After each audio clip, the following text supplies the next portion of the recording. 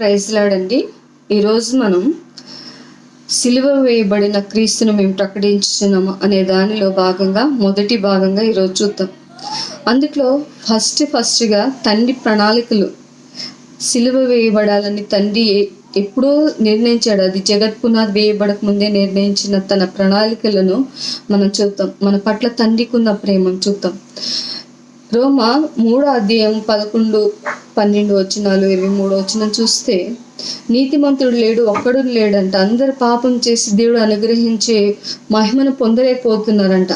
అందుకే దేవుడే తన చిత్తానుసారంగా తన ప్రేమ చొప్పున మన కొరకు ఆయన బిడ్డని ఇచ్చాడు. కొంతమంది చాలా సిలువను చాలా చులకనగా చూస్తారు.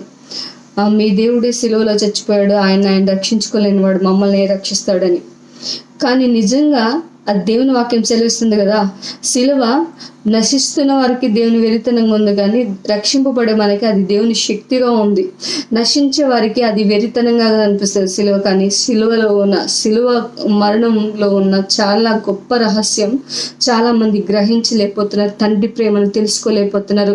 తండ్రికి మన పట్ల ఉన్న ప్రణాళికలు తెలుసుకోలేకపోతున్నారు. ఎందుకంటే ఎఫెసీ 1:4 వచనం నుంచి చూస్తే, తండ్రి తన ప్రణాళిక చొప్పున తన కుమారునిలో మనల్ని యేసుక్రీస్తు ద్వారా మనం తన కుమారులుగా అవ్వటానికి మనల్ని ముందుగా నిర్ణయించుకొని మనం పరిశుద్ధులు నిర్దోషంగా ఉండాలని జగత్ పునాది వేయబడక ముందే ఇది దేవుడు ప్రణాళికగా ఏర్పరిచి ఉన్నాడు. తన కుమారుని సిలువకు పంపించాలనేది దేవుడు ముందుగానే తన ప్రణాళిక ఏర్పరిచాడు. ఎందుకంటే ప్రతి ఒక్కరు పాపం చేసి దేవుని మహిమను పొందలేక ఎక్కడ మరణించి నశించిపోతారు, ఎక్కడ దేవుని రాజ్యానికి హక్కుదారులు కాకుండా నరకానికి వెళ్తారు అని ఆయన ప్రణాళిక చొప్పున బలియాగంగా క్రీస్తును మన కొరకు ఇవ్వాలని తండ్రి ముందుగానే నిర్ణయించుకొని ఆ ప్రణాళిక చొప్పున ఆయన మన కొరకు ఇస్తాడు. అయితే ఆ ప్రణాళిక చొప్పున క్రీస్తు మన కొరకు చనిపోయాడు. కానీ యేసుక్రీస్తును ఈ లోకాన్ని పంపించిన తర్వాత, యేసుక్రీస్తు చనిపోవడానికి ముందు తండ్రిని ఏడుకుంటారు. తండ్రి, నీ చిత్తమైతే ఈ గిన్నెను నా యొద్ద నుండి తొలగించయ్యా, నీకు సమస్తం సాధ్యమే, అయినా నా ఇష్టం కాదు, నీ చిత్తమే నెరవేరునుగా. కానీ ఒక తండ్రి తన బిడ్డని అంత దీనస్థితిలో, అంతగా అంటే హృదయపూర్వకంగా అడుగుతున్న స్థితిలో కూడా యేసయ్యకి ఆ శిలువ మరణం నుంచి తప్పించలేదు, ఆ శిలువ మరణాన్ని ఇచ్చాడు. ఎందుకంటే యేసయ్య గినుక ఆ శిలువ మరణం గినుక తీసుకోకపోతే ఈ లోకమంతా నశించిపోతుందని తండ్రికి తెలుసు. ఈ లోకం నశించడం ఆయనకి ఇష్టం లేదు. ఈ లోకంలో ఉన్న అందరము ఆయనకి కుమారులుగా కావాలంట. పరిశుద్ధంగా నిర్దోషంగా మనం ఆయన ఎదుట ఉండాలంట. పాపం చేసి నరకం పోవటం ఇష్టం లేదు. కానీ మనకి తీర్పు తీర్చడానికి తన కుమారుని పంపించలేదు. కానీ మనమందరం ఆయన రాజ్యంలో నిత్య జీవానికి అర్హులం కావడం కోసం, క్రీస్తు ద్వారా మనకి శిక్షా విధి లేకుండా ఉండడం కోసం, క్రీస్తు రక్తం ద్వారా మనల్ని కొనడం కోసం తండ్రి మనల్ని ఏర్పరచుకోవాలనే ఉద్దేశంతో తన కుమారుని మన కొరకు పంపిస్తాడు. ఎఫెసీలో ఉంది కదా, ఆయన కుమారులుగా మనల్ని చేసుకోవడానికి ముందుగా నిర్ణయించుకున్నాడంట యేసుక్రీస్తు ద్వారా. తర్వాత రోమా 5వ అధ్యాయంలో కూడా చూస్తుంది, తండ్రి మనల్ని ఎంత ప్రేమించాడంటే మనం ఇంకనూ పాపంలో ఉన్నాం అంటే మనం ఇంకా పాపం నుంచి బయటికి రాకముందే మనం చేయాల్సింది ఏం చేయకుండానే సమస్తం ముందుగానే ఆయనే నిర్ణయించి మన కోసం ఇచ్చాడు. మనం ఇంకా పాపంలో ఉండగానే మన కొరకు నీతిమంతుడైన యేసుక్రీస్తు చనిపోయి ఆయన రక్తం ద్వారా మనల్ని నీతిమంతులుగా చేశాడు. ఆ రక్తంలో శక్తి ఉంది, మనల్ని నీతిమంతులుగా చేసే శక్తి. ఆ రక్తం దేవుని వాక్యం సెలవిస్తుంది కదా, రక్తం ప్రాణం అంట. మనిషిలో కూడా రక్తం అనేది ప్రాణం. రక్తం పోతే ప్రాణం పోయినట్టే. ఆ ప్రాణముతోనే మన పాపాల్ని తండ్రి కడిగేశాడు.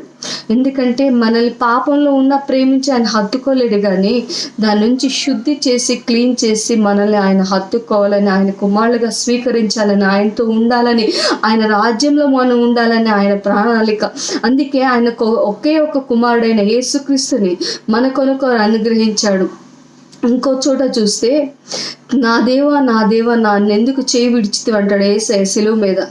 నిజంగా అంత గొప్ప కేక వేసినప్పుడు తండ్రి మనల్ని ఎందుకులే, వాళ్ళు త్రోసివేశారు కదా, నా మాటని తిరస్కరించారు కదా, నేను చెప్పిన ఆజ్ఞని తిరస్కరించారు కదా అని దేవుడు తన కుమారుని గినక విడవకుండా వదిలిపెట్టి ఉన్నట్టయితే, విడవకుండా పట్టుకుని ఉన్నట్టయితే మనం ఎప్పుడూ మన పాపాలకి ప్రాయశ్చిత్తం లేకుండా ఉండేది.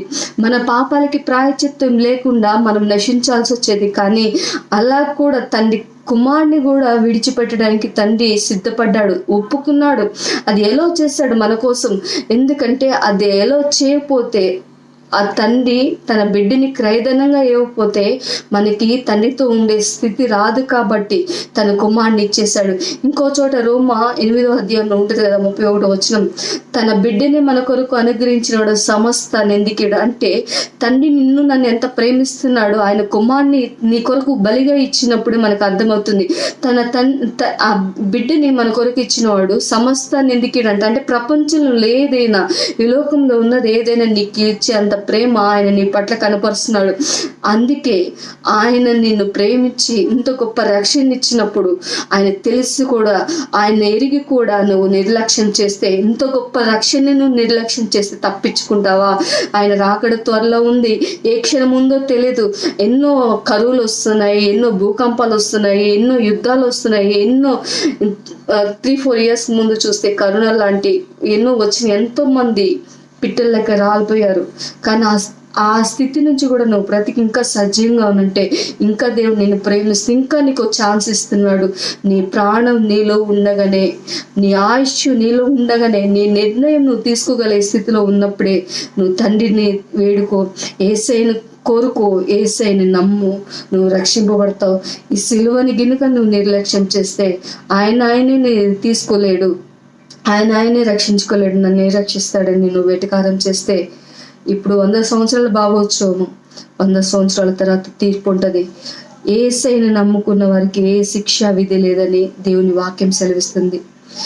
నువ్వు గినక యేసుక్రీస్తుని నమ్ముకుంటే నీకు శిక్షా విధి లేదు. అదే చులకనగా చూసి ఈ సిలువని, యేసయ్య రక్తాన్ని గినక నిర్లక్ష్యం చేస్తే నువ్వు తప్పించుకోలేవు. ఆ రోజు నువ్వు ఎంత ప్రాధేయపడినా నీకు లేదు. ఇదే అనుకూల సమయం, ఇదే రక్షణ దినము.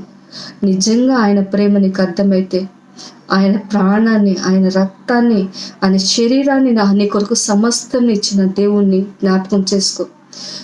కానీ ఆయన నీకు ఇచ్చాడు కానీ నీ నుంచి ఏం కోరట్లేదు. ఒక్క మారు మనసు హృదయంలో నమ్మి నోటితో ఒప్పుకో, యేసయ్యా నేను పాపం చేశా, నన్ను క్షమించు, నువ్వు నా కొరకు మరణించావయ్యా, నన్ను క్షమించయ్యా, నీ రక్తంతో నన్ను కడుగు, నీ బిడ్డగా నన్ను మార్చుకోమని నువ్వు ఆయన్ని హృదయంలో మనస్ఫూర్తిగా నమ్మి నోటితో ఒప్పుకుంటే చాలు. ఇంకా నువ్వు క్రయధనం చెల్లించక్కర్లే.